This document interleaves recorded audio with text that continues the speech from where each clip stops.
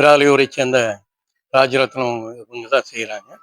அதே மாதிரி தை தேரோட்டம் வந்து சுப்பிரமணியம்னு சொல்லிட்டு கோவை கலைமகள் காலேஜ் நரசிங்கபுரத்தில் இருக்காங்க, அவங்க பண்ணுறாங்க. அது போக வந்து பங்குனி உத்திரம் ஒருத்தர் பண்ணுறாங்க. சஷ்டி பூசை, வார வாரம் செவ்வாய் ஓரைன்னு சொல்லி அது ஒரு பூஜைங்க.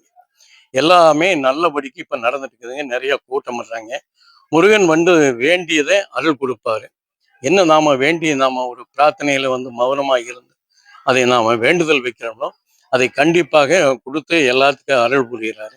நல்லபடிக்கு கல்யாணம் இல்லாதவையோ, குழந்தை இல்லாதவையோ, இப்படி வயதானவையோ, நோய் நொடியால் பாதிக்கப்பட்டவையோ எல்லாம் வந்து இங்கே வந்து கொஞ்ச நேரம் இருந்து அமைதி காத்து கொஞ்சம் மௌனமாக இருந்து முருகனை தரிசனம் பண்ணால் நல்ல காரியமே எல்லாத்துக்கும் நடக்குதுங்க.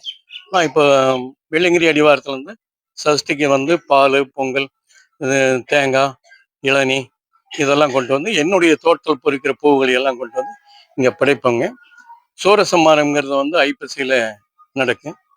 அந்த இதில் வந்து நாங்கள் 6 நாள் இங்கே விரதம் இருந்து இங்கேருந்து அந்த பூரா செலவு பண்ணி முருகனுக்கு சூரசம்மாரம் முடித்து மறுச்ச நாள் திருக்கல்யாணம் முடிச்சுட்டு இருந்துட்டு தான் நாங்கள் போவோங்க.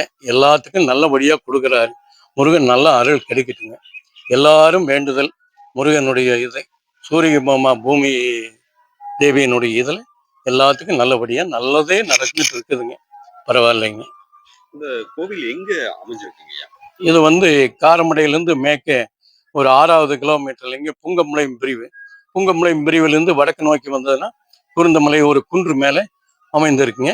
இதுக்கு பக்கத்துலேயே வள்ளி சுனைன்னு சொல்லி அந்தலையில் ஒன்று இருக்கு. அதில் வந்து எவ்வளவு வறட்சி காலத்துலேயும் அங்கே ஒரு நீர் ஊற்று இருக்குதுங்க. அந்த நீர் ஊற்று கைக்கு ஏற்ற அளவில் இருக்கு. அது போய் எடுத்து தொளிச்சுட்டு வந்தால் அது ஒரு புண்ணியம் நல்லா இருக்குங்க. இப்படி போயிட்டா இங்கேருந்து வடக்கு போயிட்டா மேட்டுப்பிள்ளைங்க. இப்படி கொஞ்சம் இப்படி கிராஸா மேற்கு வடக்கு போனால் பத்திரகாளி அம்மன் கோவில், நேரு மேற்கு போயிட்டா ஏக்கமட்டி இதுகள்லாம் இருக்குங்க. ரங்கநாதர் கோயில் பக்கம் காரமடை, இங்கேருந்து ஒரு 4 கிலோமீட்டர் பக்கத்தில் இருக்கு. மருதமலை ஒரு 20 கிலோமீட்டருங்க. அப்புறம் பொங்கு திருப்பதி, தென் திருப்பதின்ட்டெல்லாம் இருக்குங்க. எல்லாம் பக்கம் பக்கமாகவே இருக்குங்க. நல்லா அருள் கொடுக்குறாரு. நல்லபடிக்கு எல்லா தரிசனமும் நடந்துட்டு இருக்கு.